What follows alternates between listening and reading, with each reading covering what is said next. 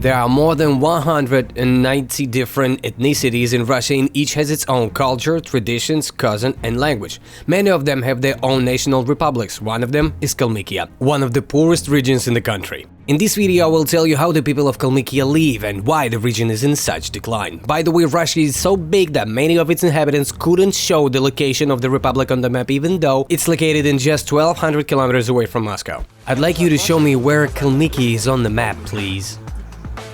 I think it's somewhere around here. I think it's somewhere near here. I'm not sure. Let's say that it's here. Somewhere over here, look. Kalmykia, it's somewhere around here. It's Asia, somewhere close to Kazakhstan. It's in the part of Russia here.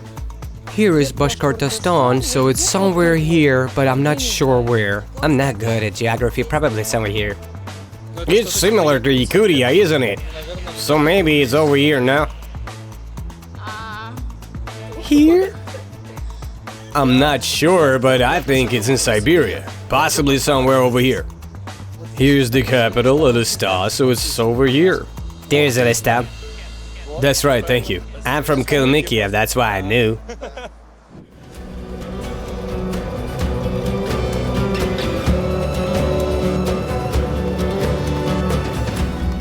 As you see, few people know where Kalmykia is, but this is an extremely interesting region. It's the only place in Europe where most of the population are Buddhist.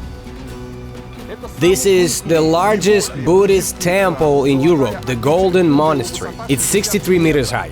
In Russia, Buddhists also live in Tiva and Buryatia, but they are in the Asian part of the country. It would seem that there is a good potential for attracting tourists, but for some reason they don't use it. As a result, in Kalmykia is just as sad and depressing as in the most regions of Russia. It's alright in the center, but if you go anywhere else, it's quite bad. It is one of the 3 regions of Russia with the poorest population. Poverty pushes people into debt. Kalmykia today is the leader in the ranking of people in debt. The level of debt here is 3 times that of Moscow. People try to leave the region as soon as the opportunity comes. Today, Kalmyks are among the top 5 regions with largest outflow of working-age population, and is one of the most sparsely populated regions of Russia. My personal opinion is that, unfortunately, it will be the end of our republic soon.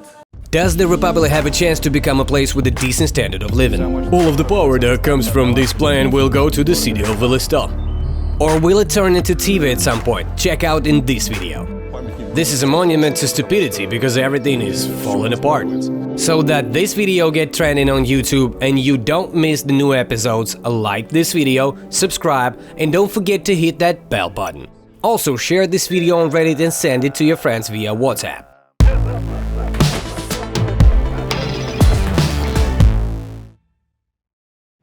Kalmyks are the descendants of Oirats, nomadic tribes that originally lived in the territory of Western Mongolia, Dzungar. At the end of 16th century, due to the shortage of pastoral land and civil strife, part of the Oirats decided to go up north to western Siberia, close to Irtysh River. At the beginning of 17th century, Nomads began to settle the territory between the Don River and the Volga. That's where Kalmykia was established. They accepted Russian citizenship and subsequently actively fought in the army of the Russian Empire. Kalmyk Russian soldiers were valued and respected. But the Soviet government said Kalmyks were traitors. In December 1943, secret police officers started the operation called Ulusi. It assumed the forced resettlement of Kalmyks to remote areas in Siberia. What were they accused of? The Stalinist regime considered them traitors to the motherland. At that time, the Nazis occupied most of Kalmykia, some deserted and switched sides. But the entire Kalmyk population paid the price for the treason of the few. As a result, almost 100,000 people were sent to Siberia. People were given maximum of an hour to pack, or sometimes just 20-30 minutes. This is how one of the inhabitants of the Kalmyk village recalled the events of those days. Early in the morning, the military broke into our house while we were still sleeping. They got us all out of bed and began to shout at my father and mother to hurry and get us, the children, dressed and take us out the house. Without giving the opportunity to take our valuable, they drove us to assembly point like cattle. I can only remember how my dad carried me on his back. By 1947, over 91,919 were deported to Siberia. Over the 3 years, over 16,000 Kalmyks died. The people were allowed to return to their homeland only in 1956. In 1991, they were officially recognized as the victims of the genocide.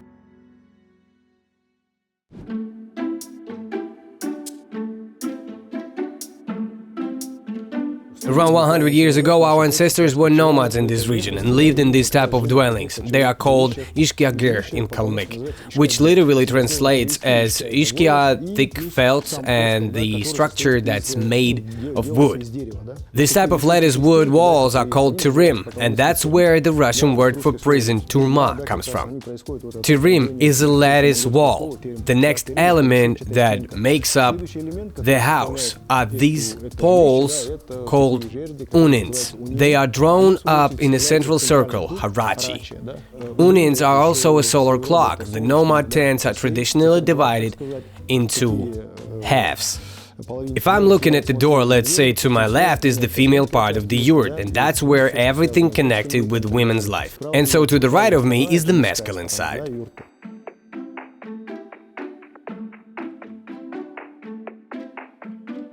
The northern part of the tent is the most honorable part. There is the altar. The other valuables are also in the northern part of the yurt, of course. The honorary dear guest who comes in and will be set here closer to the northern part of the tent. A man from this side and a woman on this side.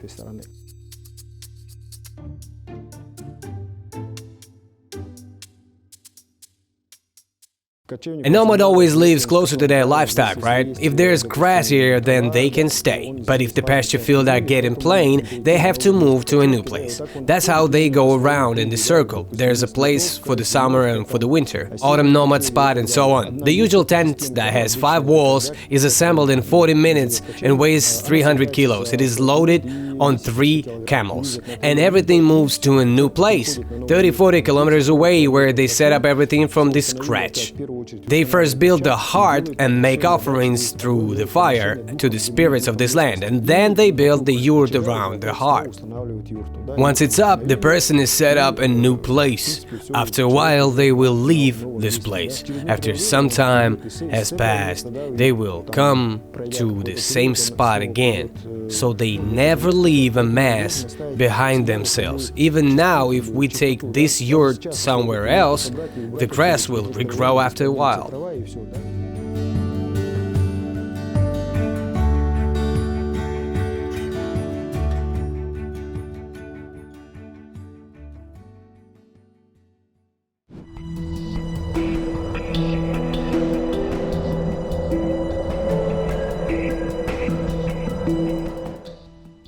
Today, the way Kalmyks live is different. They are no longer nomads. Just like the rest of the Russia's region, they live in high-rise buildings in the country. Unlike their ancestors, they leave behind garbage. We are on a tour to one of the most infamous and scary ruined houses in the Lestat. It says that someone's a fool on the dusty window. For some reason, that's the most common thing they write on the fences. It proves that Kalmyks are very well-mannered.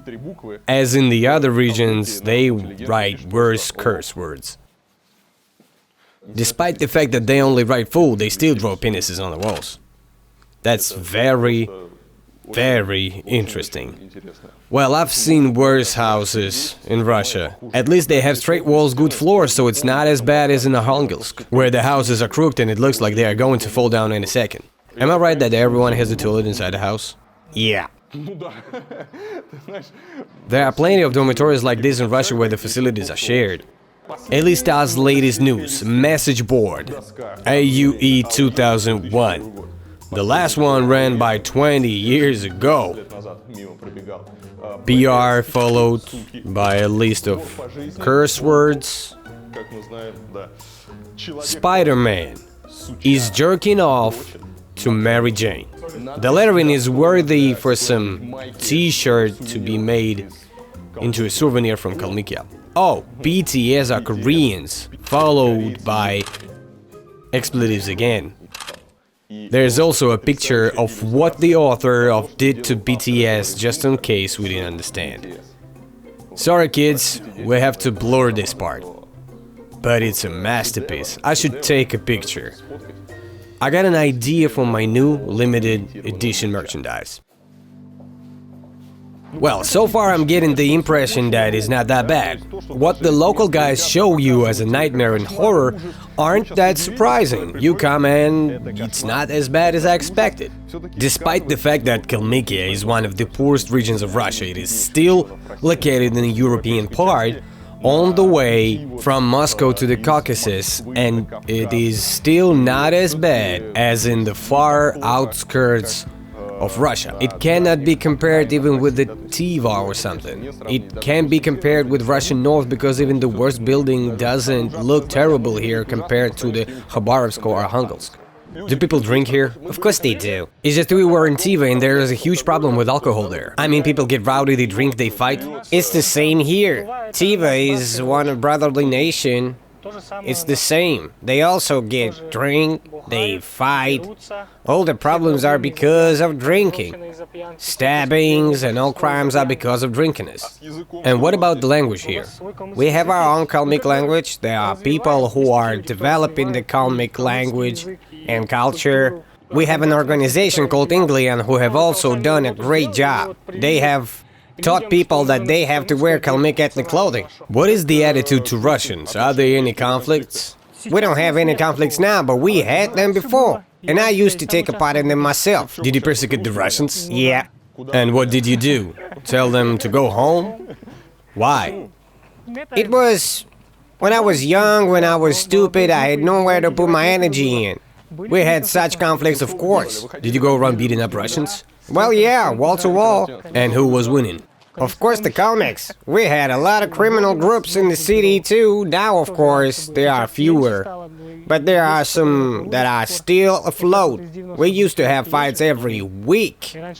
Molotov cocktails, streets were on fire, and so on.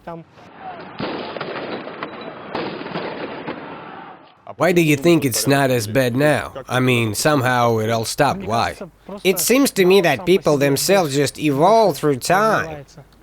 If before you were beaten up by gangsters and some thugs, today you've beaten up by cops in their office. The new Russians and all those thugs put on a suit and went to work for the deputy's office, while the lowest layer of troublemakers went to the police. They put on the uniform, epaulets, and they went there to create mayhem. Because that is a police mayhem. The lawlessness that the cops create is not going anywhere. It simply becomes state lawlessness.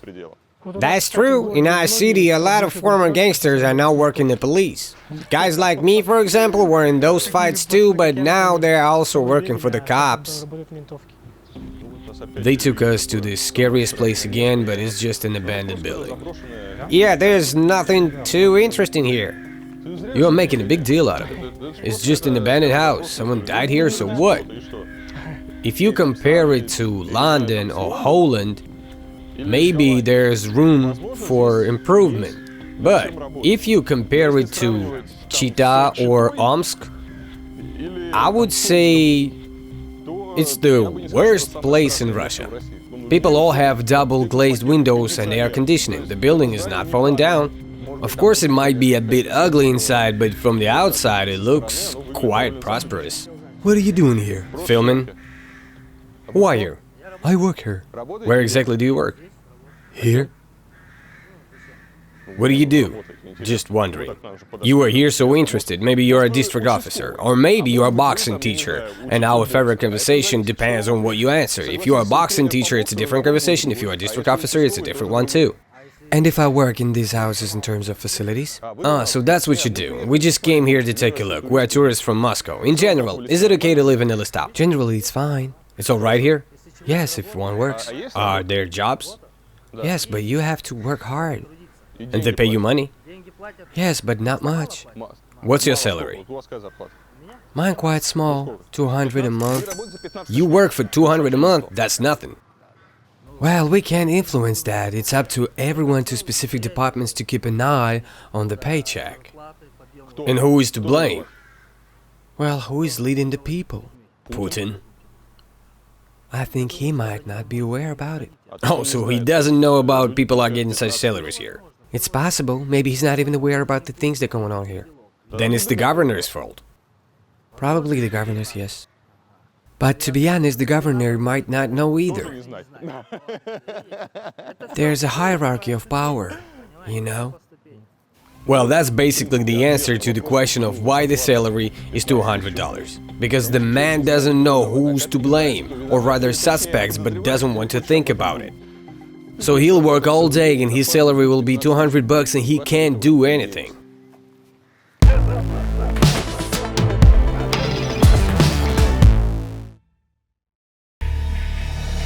There are a lot of cities like Elista in Russia. They are all unimpressive and the same. There's hopelessness and broke down urban environment and ruined public transport. If there is a hope in such cities, it shines from the airport when the flight to Moscow is announced. Are people still living in Kalmykia? Yeah, it's a great tragedy, because we can feel it even personally. What is the future of Kalmykia? It's a hard question, and no one can answer it for sure in Kalmykia. But my personal opinion is that, unfortunately, our republic will soon come to an end. The outflow of people for work, deterioration of the environment, deterioration of the standard of living, the wide gap between the rich and the poor. Of course, the poor are in the majority, and they are only a few rich.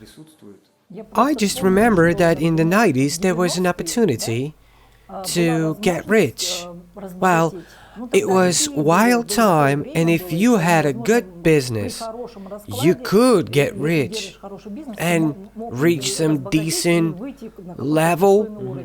This is impossible now. It's just not realistic. You will do the same thing. You will work hard all day long and run ahead, but you will never reach a level you would like to. That's frustrating, and I understand that, let's say, my children and even my grandchildren will never become super rich, because this niche is occupied and those at the top get richer and richer, but we don't. There is such thing as American dream, and the whole world goes to the United States to realize this dream. And who is it from all over the world that goes to the US? The best, the smartest, the strongest, and the most beautiful. And the competition there is crazy. There is constant new fresh blood. What happens here? The contrary. Everyone leaves. They grow up and leave Kalmykia. What's left here? There's nothing left. We are running out of human resources. Young people are leaving when they finish school. They graduate from school and go to Moscow to study and never come back. So we can't always give back, we have to get something. This is a problem of many regions, not only ours, but this is very acute in Kalmykia, because we have small population and we feel it straight away. To make this chair, where would you go 9 years ago? The chair you are sitting on, yeah.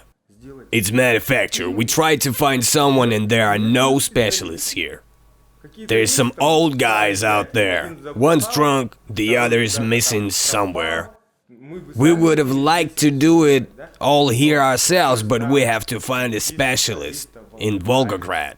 We went there, made a deal, and all that. It starts at the domestic level and goes all the way up. What are the children dreaming about? What plans do they have if they were born here? To leave. To live permanently in the US and become a blogger there. С каким презрением. Не, ну почему? Don't they want to be bloggers in Russia? Minimum in Moscow. So you don't have young people here that associate their future with Kalmykia? Maybe 1 in 10. or even 1 in 20. And if tourism is to be developed, is there any potential here? If you say tourism, you'll immediately face a huge pile of problems that can be solved in 2-3 years. It is impossible to improve such a depressive region in such a short period of time. It gives me no pleasure to say that we are coming to an end, but this is objective. Many locals write about the problems and list nepotism. Yes, we have chronism. Ulusism. It comes from the word ulus. It means one camp, nomadic. So when one leader comes into office, it's hard for someone from another clan to get in. That's the same everywhere. One looks first whether a person is their man, not at their professionalism. Until this is eradicated, nothing good will happen in Russia. What do you think of Moscow? Not you personally, but the Kalmyks in general. Moscow is greedy because its mayor, Sobyanin, is replacing new tiles with new ones, while we still have Soviet-era tarmac here. But a miracle happened to the Kalmyks one day. It won a lottery, so to speak. And as often happens in such cases, the win did not bring it happiness. The euphoria passed, the money ran out, and now only ruins remained in the former greatness. It was Kirsan Lumzhinov that was the lucky lottery ticket. The Republic of Kalmykia at that time was a very provincial place, where collective farmers who had not seen the world mostly lived. But this could be true for many large regions of Russia. And a bright leader, Kirsan Lumzhinov, comes in, and his main goal is to make Elista the center of the universe. It was such a global, ambitious task, and he managed to do almost half of it. Lumzhinov was head of Kalmykia for almost 20 years. He was an extraordinary man. Once he told the whole world that he communicated with aliens. The balcony opened and someone was calling. I looked up, saw a sort of translucent pipe, and I went into the pipe and saw people in yellow spacesuits. In all seriousness, Lumzhinov was friends with Iraqi President Saddam Hussein and former Libyan leader Muammar Gaddafi, dictators who had ended very badly. Lumzhinov generally liked to be in the spotlight. He even brought Hollywood stars such as Chuck Norris and Steven Seagal to Kalmykia. One of the benefits was that Kalmykia was talked about. He publicized himself very well against the background, but the downside was that all the industry we had at that time had collapsed. But as I understand, it concerns not only Kalmykia, but Russia in general, when factories collapsed and people lost their jobs.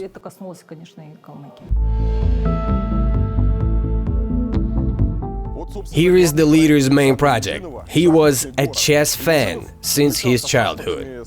Once he became the leader of Kalmykia, he decided to build a chess city and make Elista the chess capital of the world. In 1998, the Chess Olympics took place here, and that's why the chess city was originally built.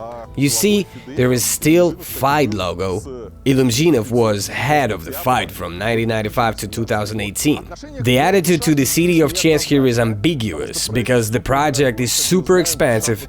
As we know, Elista never became the chess capital, and this is strange because Kalmykia is one of the poorest republics in Russia. Here, there are some of the lowest salaries, many people live below the poverty line, and there is a massive unemployment. This is why such super projects which are not working cause mixed reaction among local residents, because if the project worked, there would be no questions asked, but it does not create jobs. It is not a tourist attraction, and it is quite abandoned, really.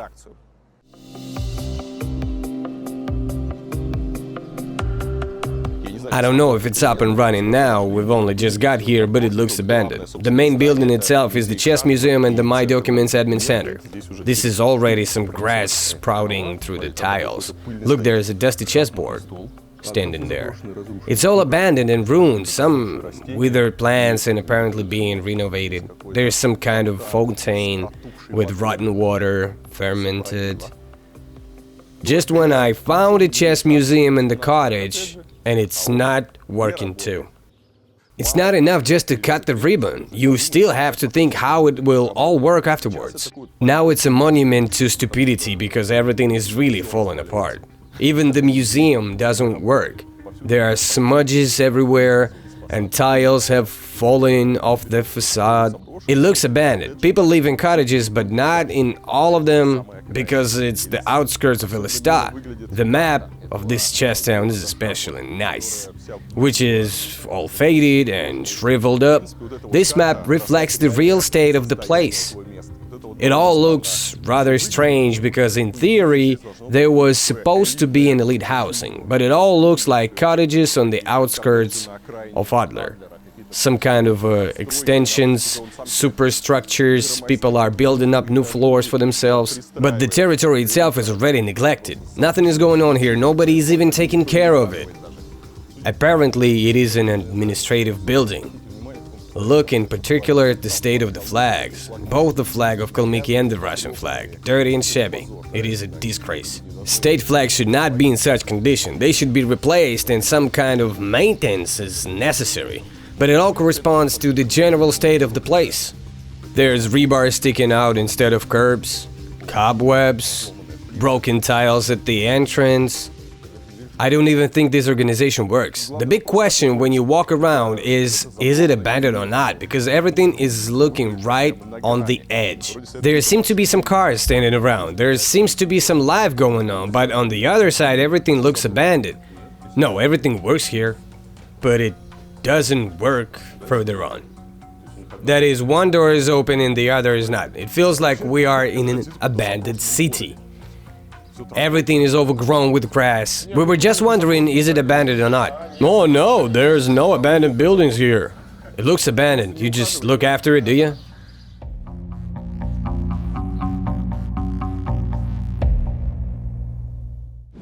Well, now all these ambitious plans, where a lot of money has been invested, all these chess cities and everything, no one needs it. Yes, that's how it is. The Chess Olympics was over and the city was left out of the game. At first it was really a wonder. We have a small town here with the usual houses built under Khrushchev, and then suddenly such an amazing project comes along. We were walking around like in a museum back then. It seemed to us that we had been somewhere abroad. Such interesting houses. It seems like nothing now. But back then, it was just amazing. What do people think about Kirzan Elumzhinov now? Many people say he's a trickster, some say he's a great guy, and some say he wanted to do it but didn't succeed. Everyone has different opinions. Personally, for example, I think that he really wanted to make a difference, but at the time he was only 30 years old and something went wrong.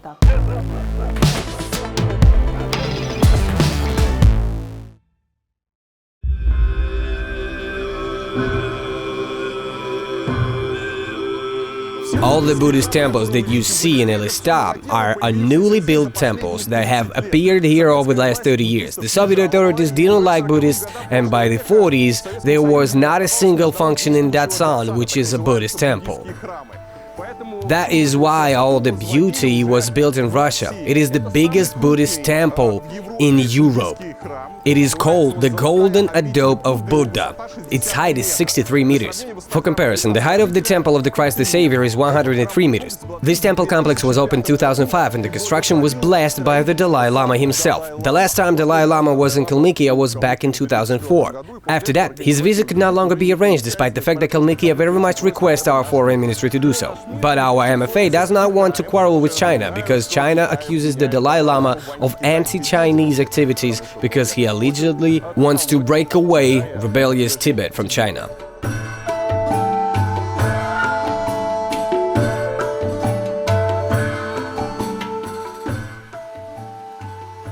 Immediately there was a problem because at the entrance the rules for visiting a Buddhist temple. There are some rules that you cannot turn your back to the Buddha and so on. Next, you can't show up in too revealing clothing. I don't know how revealing my shorts are, but in this heat I see people wearing shorts. But the biggest problem is that you can't take photos or videos. I don't know why there's such a rule. It is unlikely that Buddha forbade taking photos and videos. And why Buddhists are banning this isn't clear, especially since the temple is one of the main tourist attractions. It makes sense for people to photograph it, post it, and spread the glory and the beauty of Kalmykia outside the region.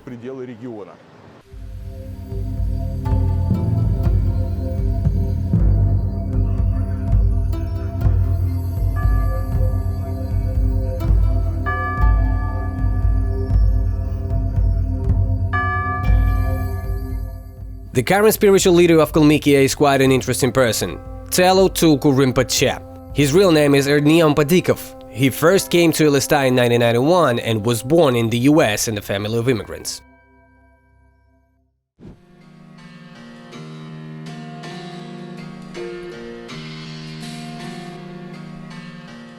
We are in the very center of Elista now. It's a pagoda called 7 Days, and behind it is the city administration. There is an interesting story connected to the city administration in Elista. The thing is that the mayor now is Trapeznikov, who has nothing to do with Elista at all. He's a guy from the Donetsk People's Republic. Earlier, when he was in Donetsk, he managed the football club Shakhtar of that very oligarch Rinat Akhmetov. When the hostiles started in Donbass, the dude joined the militia, and after Zakharchenko's death, he even managed to be the leader of the DPR for a week. Well, then he got bored with the war, and in 2019 he was offered the position of acting mayor of Elista. The people, of course, were furious. The dude had nothing to do with the city at all. As journalists have dug it up, it seems that Trapeznikov's candidacy for mayor of Elista was suggested by Vyacheslav Sulkov himself, who was in charge of the Donbass operation. After Trapeznikov came here, people began to hold rallies, and people have a very particular way here. At the beginning they arranged a big prayer protest. That is, mantras were given to those who came to the square and they recited them. This had no effect, and after that the usual rally took place. This is our city! This is our city! This is our city! Well, the head of the region reassured the protesters, saying that it was a special anti-crisis option, because an outside person would have come unconnected to the local clans. People have mixed opinions. Some say that it's good that the guy is not from the local clans, because that would be a complete disaster. And he is a newcomer that really wants to do something, to change something, to go for promotion, because Donetsk and Elista aren't his final destinations. He wants to get a career in Russia. Others, on the contrary, cannot forgive and accept the fact that the national republic, that is, Kalmykia, is headed by a man from DPR with quite doubtful reputation. Judging by what we see in the city, which is difficult for me to compare, I'm here for the first time, it is difficult for me to assess the success of Mr. Trapeznikov. I haven't seen any direct successes that would allow me to say, wow, how cool is this? Well, maybe he has not been in a position of mayor for too long.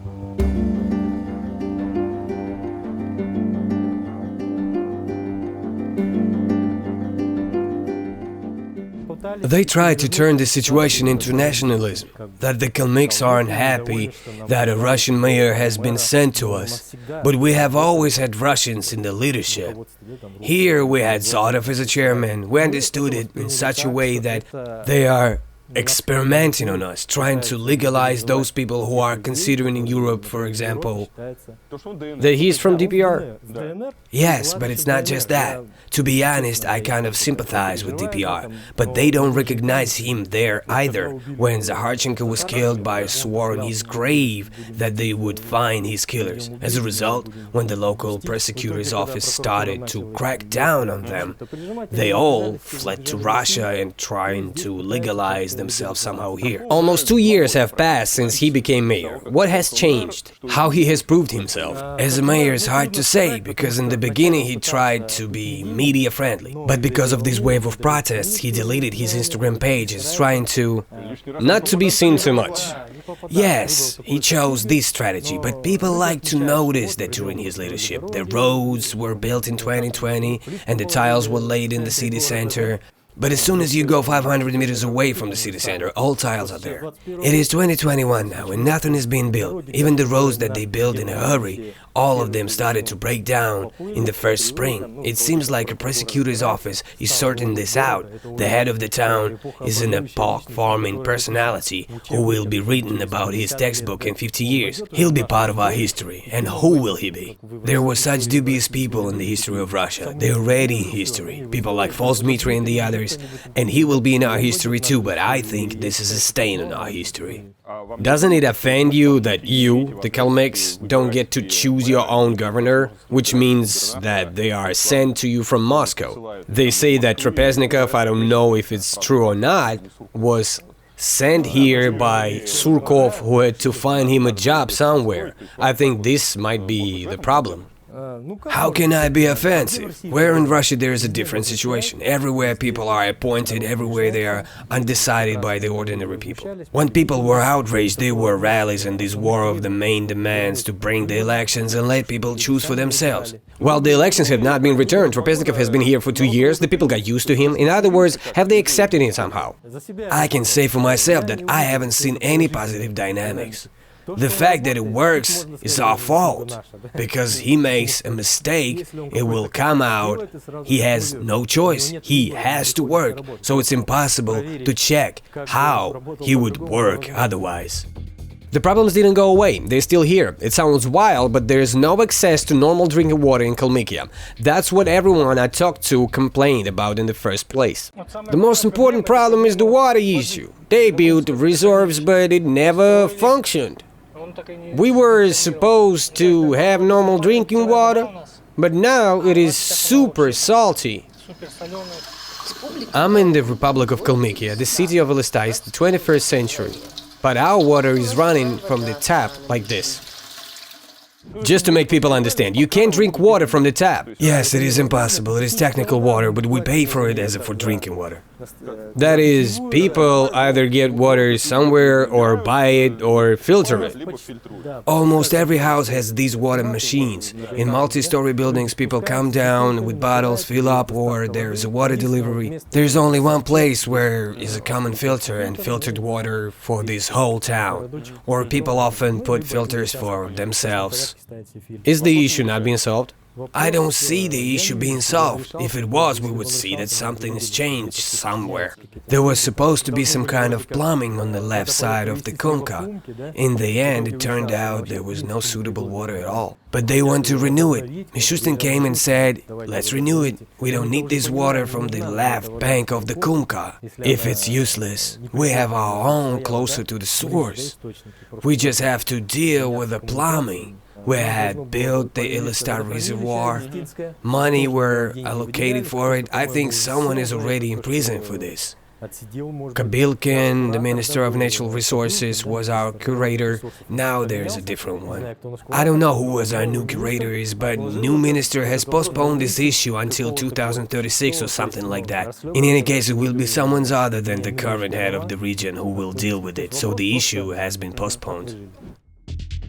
The water pipeline in the Republic has been under construction for almost a decade, since 2006. They even reported to Putin on its readiness, but it has never been put into operation. The project cost $67 million. As a result, a criminal case was launched over the theft of almost $4 million out of budget funds. The water situation is getting worse and worse every year. For example, many case breeders complain about it. It is almost the #1 problem. Wells are emptying. Earlier, they used to have springs, water disappears and there is nothing to feed livestock. When there is no water, grass does not grow. Cattle cannot eat well enough. And the cattle die because of it. Because of there is no profit in cattle breeding, and we don't have any other industry, the They ruined everything back in the 90s. We had many things, starting with a machine factory in the town of Lagan. There were many factories, a concrete factory, a meat and mill factory, poultry factories, clothing factories. Well, a lot. The production was very, very good. There is no water. Manufacturing is in decline. Maybe the urban environment is okay. The legendary Three Lotuses fountain, one of the local landmarks. It's a symbol of decadence and ruins. Yes, a fountain like this was built quite recently, but as you can see, it's fallen apart. The tiles around it have fallen apart. The fountain doesn't work, and it's symbolic that it is right now in front of the administration, where the head of the region is. I talk a lot about how important identity in architecture is, some kind of local history, because if we look at the new buildings being built now at the public spaces, it's all the same everywhere in the world. You look at the pictures of modern residential complexes of public spaces and you don't understand if it's America, Europe, Japan or China. That's why it's very important to emphasize some kind of local building. Here in Kalmykia, despite everything, they emphasize it. So even some new building, built of metal tiles, cheap rain screens and so on, still have reference to some kind of Buddhist architecture. There are some pagodas, some elements like that. Nonetheless, it's very unconventional, but it's a bit strange for me.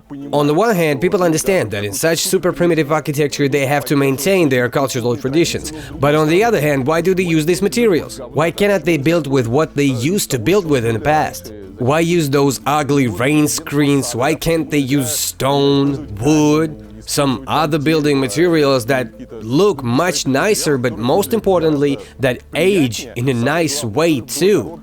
I have already explained that in architecture what is important is how it ages, how it looks in use. All these rain screens, these horrible fences, they look sloppy and untidy after a few years. You can see it here and here, the fence is rusty, all these rain screens are dirty. I wish that good quality materials were used so that the buildings stay in good condition for longer.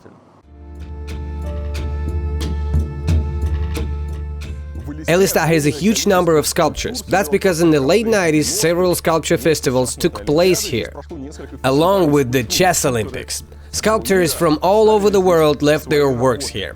The sculptures themselves, by the way, are relatively good. Some look very nice. But again, the problem is how they age, where they stand and for what purpose. Because now many of them are just among some wastelands, abandoned areas. There are some tires around, grass is not being trimmed, there are broken pavements, and all of a sudden there's a sculpture. Here's a good example of aging architecture. They made this metal arc and painted it beautifully. But because it's metal, it wasn't properly primed and protected, so the paint started to come off in a few years and looks very sloppy. If they had done the same with wood, and it would have looked beautiful and noble, even after many years of being built. The paint would slowly fade from the wood, but it wouldn't look as sloppy as the metal one. That's why I have to think about what are you making it out of.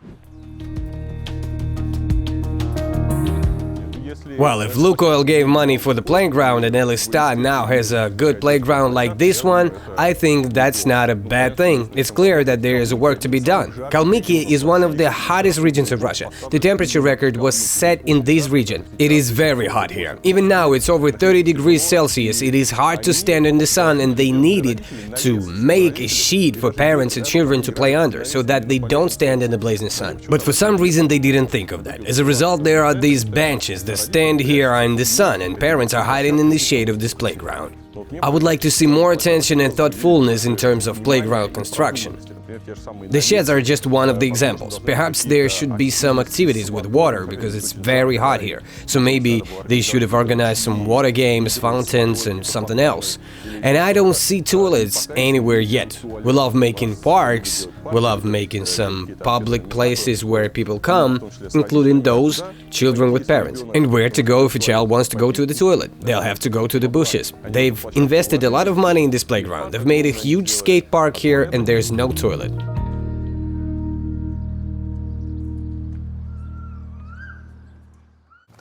Such despondency everywhere that I don't want to talk, and there's nothing to say, really. I mean, there are these old Soviet parks that they should take care of, but I don't see like they really do. There's nothing that catches my eye. The new places they build look so bad that they are hard to look without crying. There are some shads of civilization somewhere, the past in the form of beautiful Soviet mosaics. But there's nothing new in terms of art. Sometimes there are some beautiful sculptures that were brought here during the festival at the end of the 90s, so it's understandable why people leave. In other words, it doesn't feel like there is potential for development. How to do business, how to develop. I mean, the city is tiny. It's all rather sad, of course.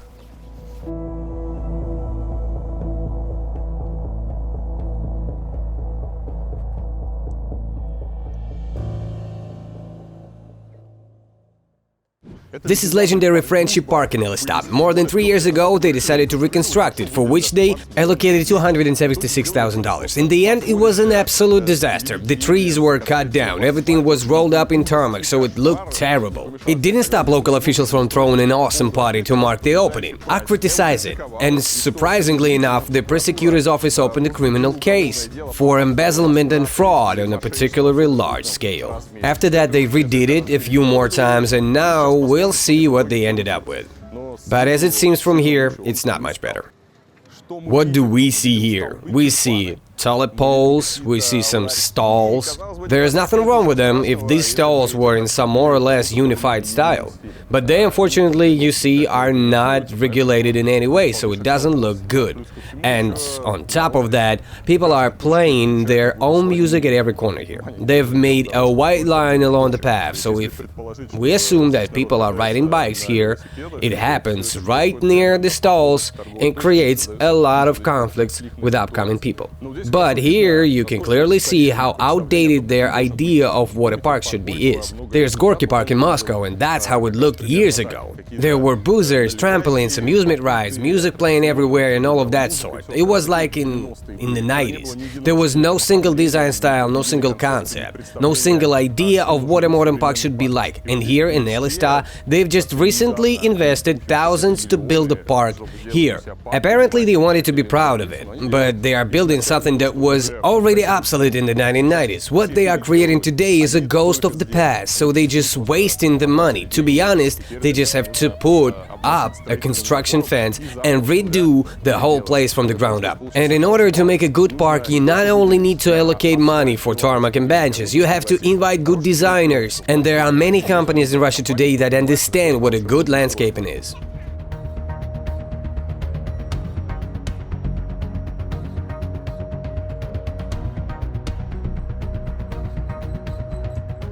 And so this is the end of Friendship Park, the finish line.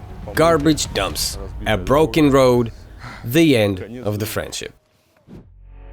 Here we come back to the inexplicable urge to invest in PR rather than people. Instead of another super project, they could have built a great cycling infrastructure, a barrier-free environment so that it would be comfortable and safe to walk around the city. They could have built a good playground and repaired the courtyards, but as we see, there is not a single public toilet in Elistap. It's a humiliating situation and everybody is used to it. No one even pays attention to these little things. It's not customary for us to invest in such project for people, because every ruler wants to make history, at least on the level of Peter the Great. They don't just want to leave a mark, they want to leave their mark. Is it possible to make history by making a comfortable city and providing people with a decent life? No. But if you put up some useless thing that nobody wants, that's another matter. People will talk about it. It won't make anybody happy, but the main thing is to be stuck up, not be good. For example, they build a chest down in Elistap for some reason, but people are still trying to survive because they can barely make ends meet. To be honest, you come here and it feels like you are traveling back 15, 20 years back. Because it feels like early 90s. You haven't been to our center yet. Have you ever been to the market? It looks like we were in 90s there, minus 30-something years. Doesn't it offend you that you stand still, that nothing changes like this? It's a shame, of course. And why is it so? Who is to blame? The government is to blame, of course. And what do you mean by the government? The head and the mayor's office. The local head and the local mayor's office, not those in Moscow, right? Yes, our local government. To develop these territories, urban areas, so there would be some good public spaces, we need money for that. Then we have to apply for some kind of public grants to attract some federal projects and work on it somehow. I understand that the Republic's budget has very little money to build good facilities or parks and refurbish them. That's why we put people in charge to get them thinking. Do you put them in power, though? We actually don't, you're right, it doesn't depend on me.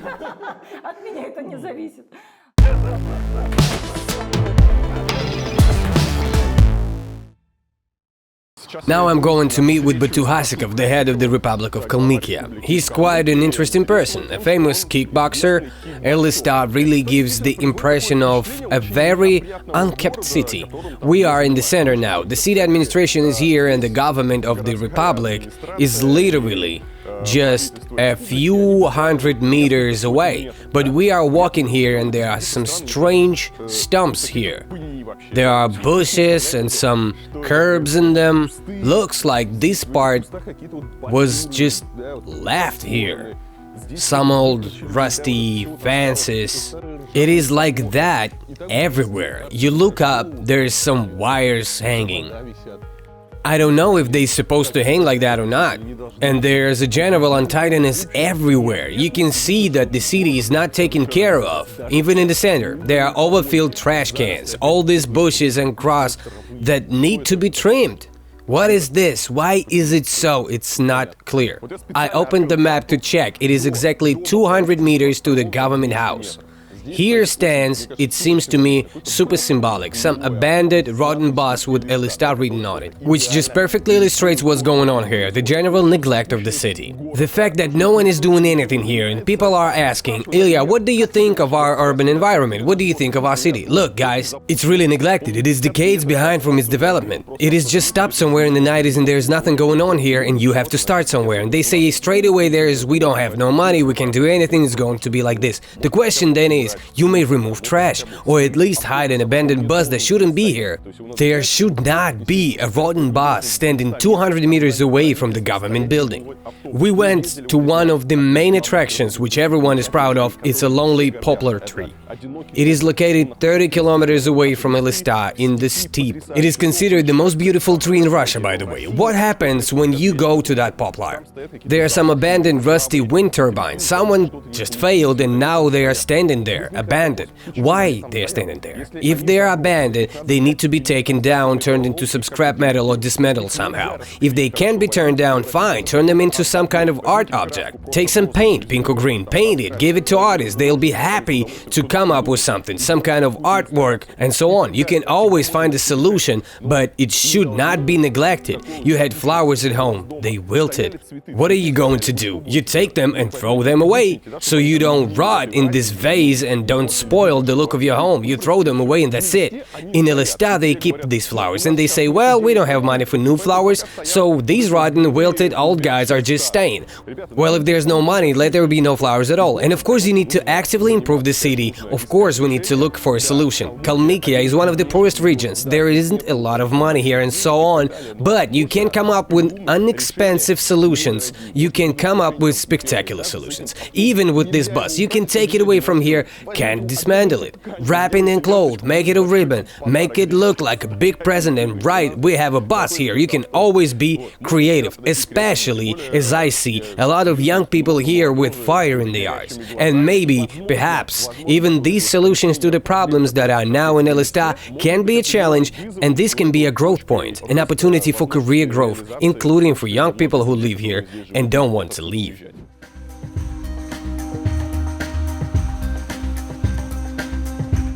We are getting closer and closer to the government house. It's just 100 meters away. And this is what the road looks like close to the government house. It's been raining and now there are puddles and water won't go anywhere. I don't know how we can cross this street.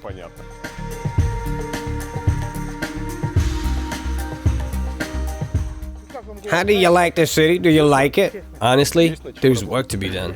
Quite right. Please point it out on your reports. I live 80 Gorky Street, which is literally the center of the city. No one is taking care of the garbage. No one taking away the waste. The center is not too bad, but the rest is in a terrible condition. My God. What is this? This, my friends, is the best illustration of profanity, which is written in all our government's requirements when it's done with real care, for example, for the disabled and so on, when everything is done to show off just so it's there. A stunning entrance which is designed apparently in strict accordance with all the norms. What do we see here? The sign. In 2 languages it says Ministry of Education in the Russian Federation Federal Budgetary Educational Institution of Higher Professional Education Kalmyks State University. For those who don't understand, the Ministry of Education of the Russian Federation Federal State Budgetary Educational Institution of Higher Professional Education Kalmyks State University, named after, as we see, Gorodovikov. This is an academic building number 6, Institute of Kalmyk Philology and Oriental Studies. For those who haven't understood, it is again written that it is Gorodovikov State University, studying building number 6, and its details, taxpayer identification number, state registration number, just in case. Of course, it is super important to have all the bank details at the entrance. Suddenly, if a blind man wants to find out TIN and STN, they will be able to read using Braille. Of course, we care about people with low mobility and the blind, so there's an entrance that looks like the entrance to a nuclear waste repository. There are special lights that show that there's an entrance. It all looks really disgusting. You could have made a small sign here saying Kalmyk State University, and that would have been enough. And this rubbish doesn't help in any way. And all this is crowned by this stunning ramp and that they made out of slippery tiles, which not just won't help the handicapped, but a healthy person won't able to get down. Such a profanity. Yeah, it's all just for a show. You can really use any of these useful things, and of course all this makes the city less pleasant, because such an entrance makes the city look ugly. It does not bring any benefit to anyone. It doesn't help. No one gets better from it, but it's done according to the rules.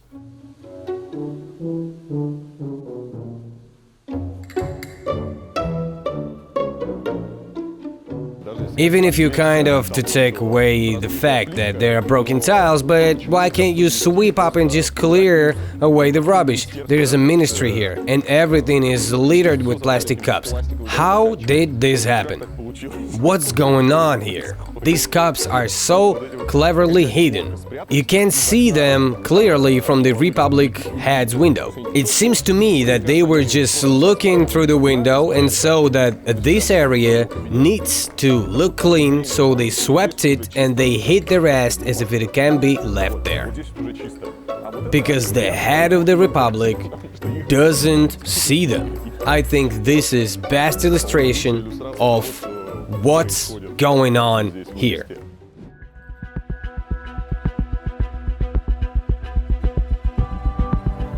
Look, they are shutting this here for the night.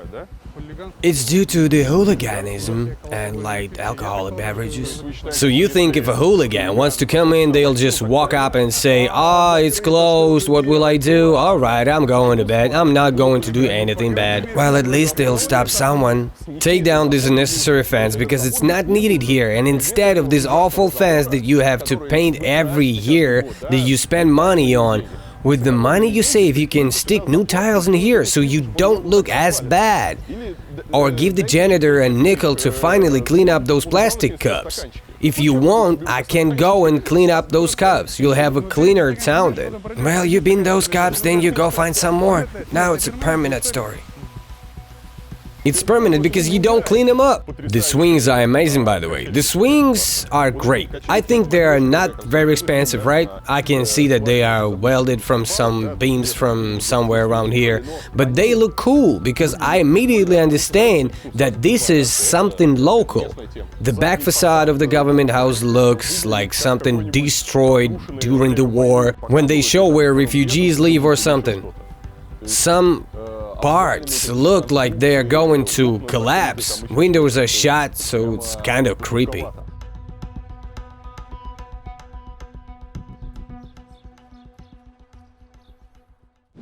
Greetings, good to see you. Hello, hello.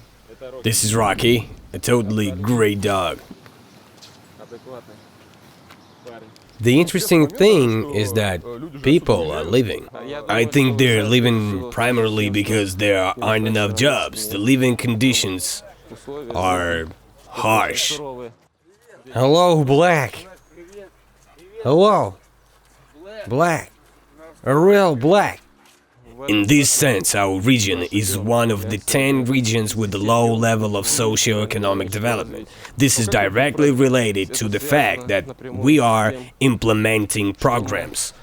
From the government point of view, I'm talking about national projects. The second thing is the creation of investment climate. The Republic has its own resources, including those that have not worked for the benefit of the Republic itself for many years. Of course, there is a task to fix it. Having been here, you have seen a lot of interesting things that can be done, and probably not everything rests on big money, but simply on certain vision.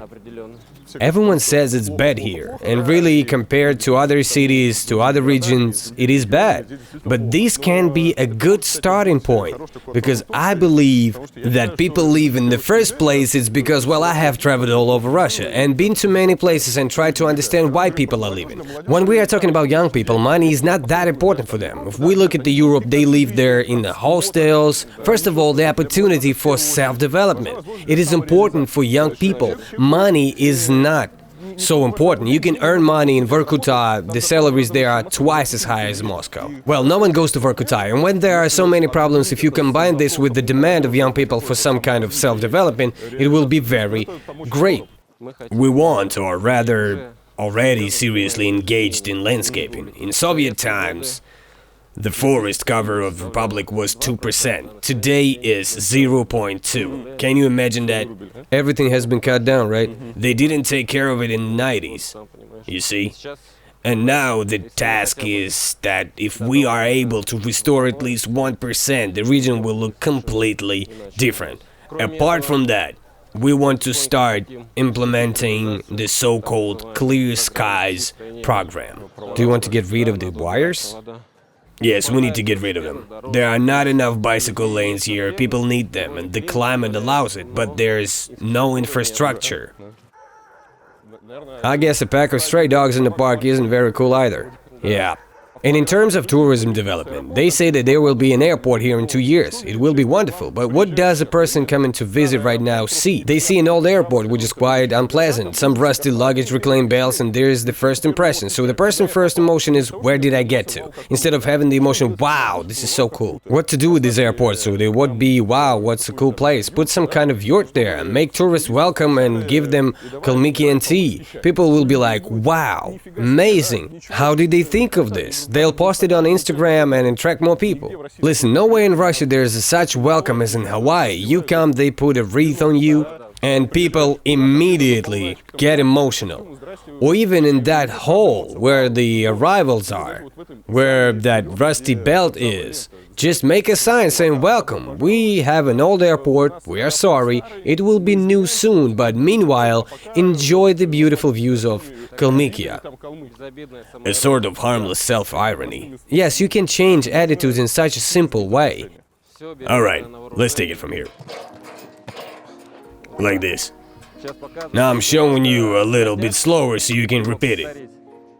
Right. 1, 2, 3. Try it. Right arm first, yeah? Yes, right arm first, and then the leg. Well, look, the technique is not that great, but he's a tough guy. I'll show from this side.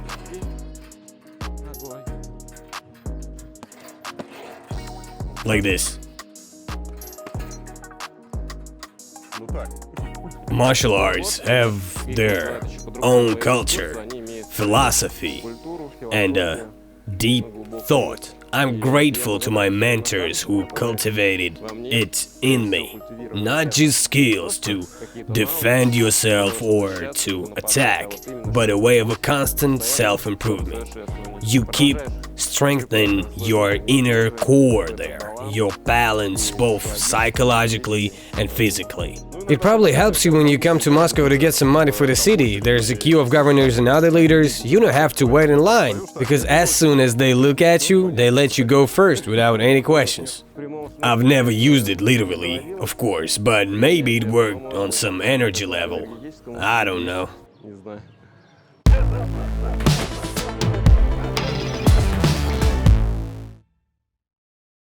During a trip to Kalmykia, I asked locals what the republic is proud of. I have to say that this question left everyone stunned. What can Kalmykia be proud of today?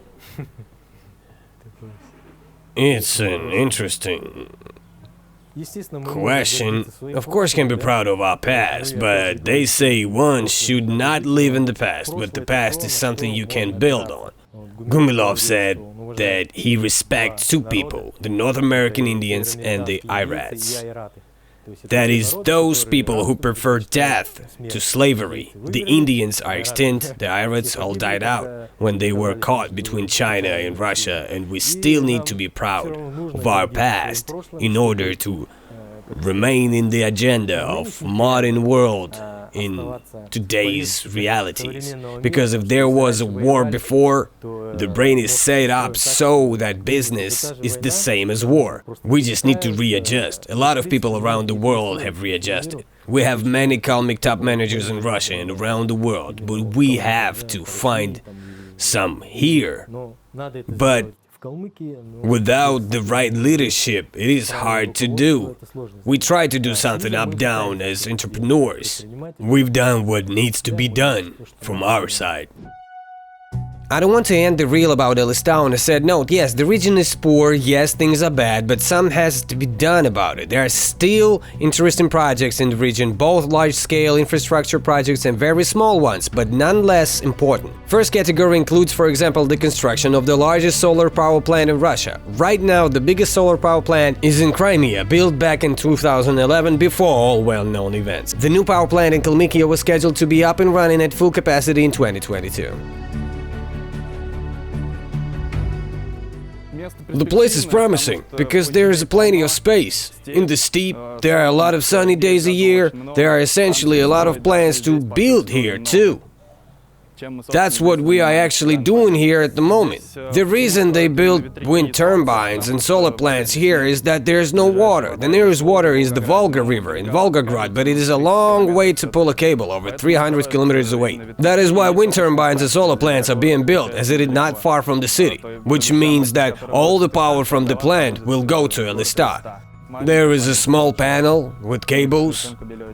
The model itself goes through here, so it can capture light from both sides. This is where it converges from a certain group of panels.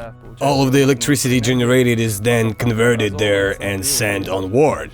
Our plant will produce 115.6 megawatts in the end. It's not the sun that is important for the plant, just the light, because the plant generates electricity even at night. And if I'm not mistaken, their warranty period is about 50 years.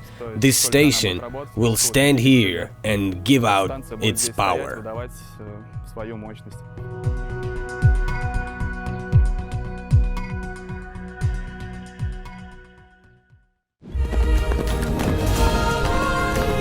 The region is trying to attract investors and tourists not only with infrastructure projects. Kalmykia has not been spared by the trend to return to its roots and traditions. At one time, the Mongolian ancestors of the Kalmyks were almost born on the horseback with a bow in their hands. And today it is a powerful weapon not only of war, but of peace. Now it is possible to attract tourists to the region by archery. The local federation of this sport is very young. It is not even a year old, but the region has a lot of experienced shooters. Equestrian archery is a new discipline that is gaining more momentum every year. It has been practiced in Russia for about 5 years, It exists in more than 40 countries in the world. It is very developed in countries such as Korea, Turkey, Japan, Kazakhstan, the USA, France, Romania, Bulgaria, and many other countries. For us, for Kalmyks, it's not just a sport, but it's our tradition. Everything new is long forgotten old. All our ancestors rode horses and shoot arrows. The course is 90 meters and the target is exactly in the middle. At 45 meters, an athlete can shoot an unlimited number of arrows. They are not trying to jump fast there. It's all about accuracy and speed. The tournaments are held very often in Russia. We have 1-2 tournaments a month. The goal of the federation is to popularize the sport not only in our republic but in the whole country.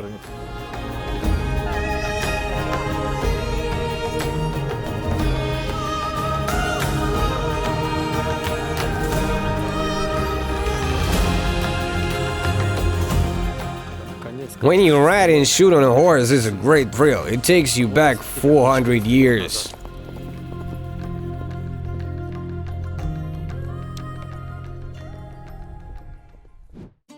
Of course, speaking of Kalmykia, we have to mention their traditional cuisine. It bears a very distinct imprint of the history and culture of the Kalmyks. Nomadic lifestyle, cattle breeding have all had an impact on the main ingredients. Milk and lamb meat. The traditional dish called kyr is a classic example of that. This is lamb stomach baked in the ground, stuffed with the meat of an animal itself. Of course, we couldn't resist trying it, but we have to pay $200. That's because this dish isn't served in portions. It's a lot, but given the laborious, serious cooking process, the price is probably justified. In general, the cooking process takes 24 hours. For about 12 hours, we had a pit, heat it up, bury kyr there, the whole of it is placed in its own stomach. We cover it with foil, don't let the dust get in, it's like a 21st century now. We close it with a lid, cover it with earth, it's like an oven. And it's languishing in its own juice in there. It takes a whole ship? Yeah. Well, the lamb fits in its own stomach. Although a lot of people always ask when they're making it, will it fit? Well, I've never had a case of not fitting. A sheep that won't fit in its own stomach hasn't been born yet. That's right, yeah.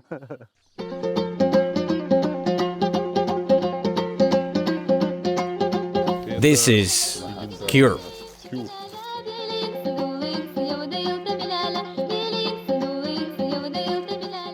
That's when the kyr is ready, when the meat comes off the bone. It's amazing. It looks really good. The instrument is called tafshur. It is quite short for when you go on long walks. It has 2 strings. That is, it helps to perform the epic. In ancient times, there was this understanding that we are part of the universe, and there were so-called voodoos who communicated with the universe and sent such great pieces. It's a very ancient word called janga. It's about a human being, all his sorrows, joys, how to live together, how to create states, this whole philosophy in this epic. Araban sağan kurağından altın şar soğar tuğan atxat Hem tədilkə tuğar minni cəhəril cəllay sudan Kem icil surxan Üzüngen önçin canqaram And it goes for several days. Wow!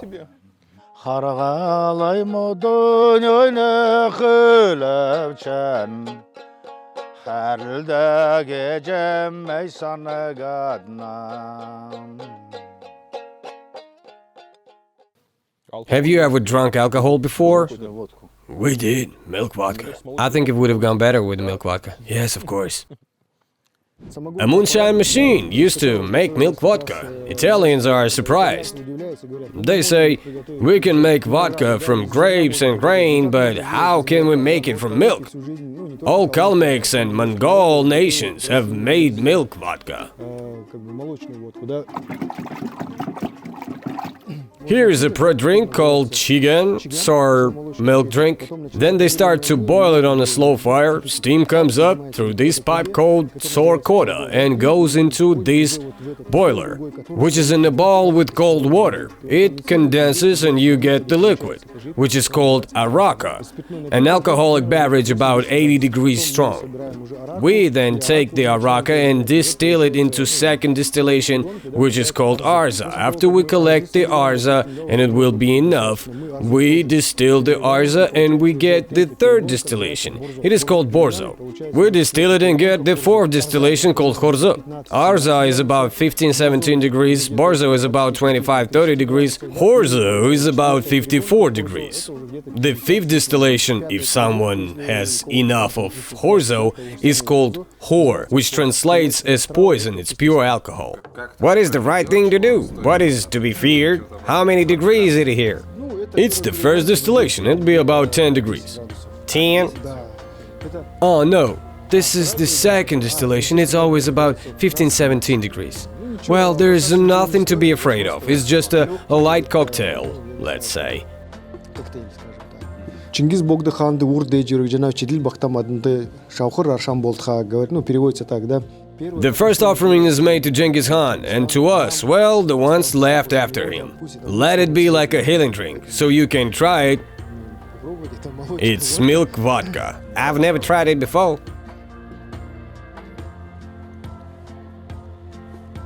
It is really similar to Korean soju. If you can buy soju in Russia now, in different flavors, then it is Kalmykian soju. Why are young people leaving Kalmykia? Well, it's again in search of a job, a better salary, but I think it's because of the loss of the traditions, the traditional way of life, of course. This is why it is necessary to revive cattle breeding. You'd like inculcate love to motherland through traditions so that people, if they go away, come back? Yes, because this is steep, the grass. It rains, the grass grows, it is a heavenly credit. Figuratively speaking, cattle grazes. Modern life gives such side effects as well. Young people run away. They all want to become engineers with higher education to sit in office. But we need to be closer to nature. We need to convince them to talk about it more.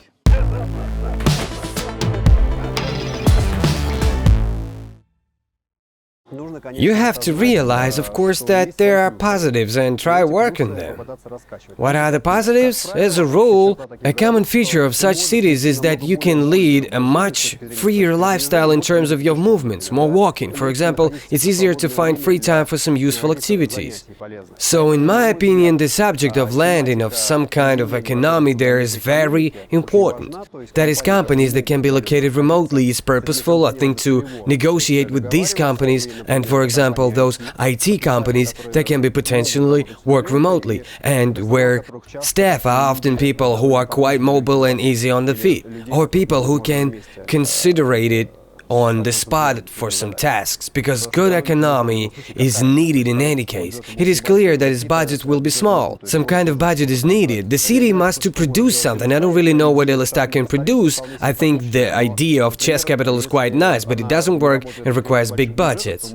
Maybe it should be an online chess capital, because generally speaking, the internet doesn't require a large budget at the moment. There is always an idea of developing an art concept. Many non-central areas have raised the interest and influx of people through interesting art concepts. That is, for example, Nikola Lenovitz is an excellent example of the art development of an area that generates great traffic of people and some kind of benefits for the economy, certainly not on the basis generally that places are quiet. Or Perm, what I did in my time as an art concept was a very interesting experiment. The theme was an urban environment is unconditional, so you have to start somewhere. I think it is better to start with some idea of a city, for instance, the idea of healthy way of life. Mass sports, running, something that doesn't require a big investment at all. And I think it's better not to start with design of wow objects, which of course will not surprise anyone and require money. Beginning with very convenient things, adapted, for example, to stimulate people to take part in different activities, to play sports. If you go a little further, it will include more complicated things that will generate the Bilbao effect. Also, Bilbao, by the way, is a similar example. This city, against the background of the rest Spanish cities, is not outstanding, but they came up with this concept with the Guggenheim Center, coming up with some kind of wow project, with some patron of arts, of native, who would be willing to give money for the project. I think that's also an interesting thing. I think the first step in development is always a very clear analysis of your positive sides, which can suddenly become an extension of your weakness. In big cities, finding a piece of land for something is a big problem. As a rule, in this type of cities, it's easy to find all the land you need for any crazy ideas. That's a huge plus. Finding a connection to natural resources is also often quite possible, especially in Russia, where there are a lot of them. In general, I think the first step is always clear-headed analysis of your strengths and weaknesses. The second step is to come up with ideology based on developing your key strengths that obviously do not require much investment. And the third point, the big one, is the implementation of the ideology to people. That is, in my opinion, the creation of a certain community united by some idea. Why are you here in the city? Why don't you leave it? In other words, this is kind of local patriotism based on the identity. These are, I would say, the three components of successful projects for a city like this.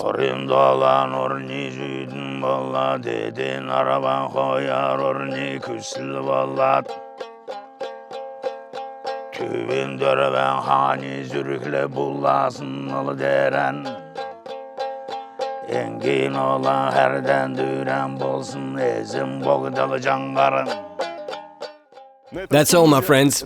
That was Elista, the capital of Kalmykia. If you enjoyed it, don't forget to like the video, hit the bell button and comment. Help to share the video via Reddit and WhatsApp.